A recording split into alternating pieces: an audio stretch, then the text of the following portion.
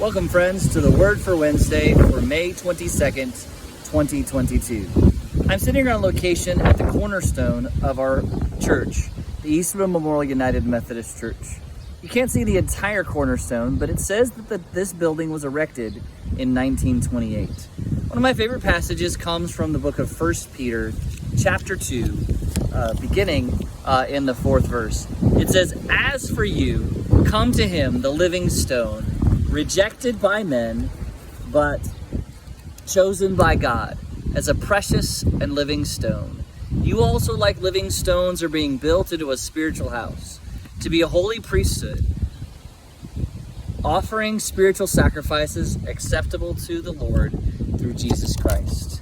This particular passage reminds us of how we are built into a spiritual house. The bricks that were constructed many years ago to create this building created a worship space for many throughout the years.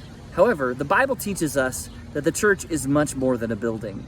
The church is a place built by people and with people to proclaim the good news of God. One of my favorite pastimes is construction. Building things that will last and building things that are useful to my home and to others.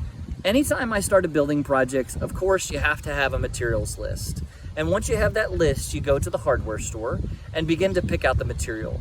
If you've ever been to a hardware store, you know one of the challenges is finding the right material and quality material that can be built. When you pick a building project, you look for the straightest boards, the strongest boards, and ones that can be useful in your project. However, when Jesus made the promise to build the church, he used the crookedest, most difficult, and less useful material that he could. He used you and I. You and I are not the straightest. You and I are not the most perfect. But we are built into a spiritual house, built by God to be a witness to him.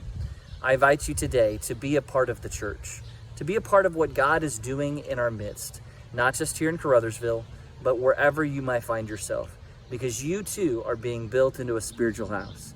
Even though the world rejected the certain material, he doesn't reject you, he doesn't reject us. In fact, he wants to use us to build his kingdom. God bless you and have a great day.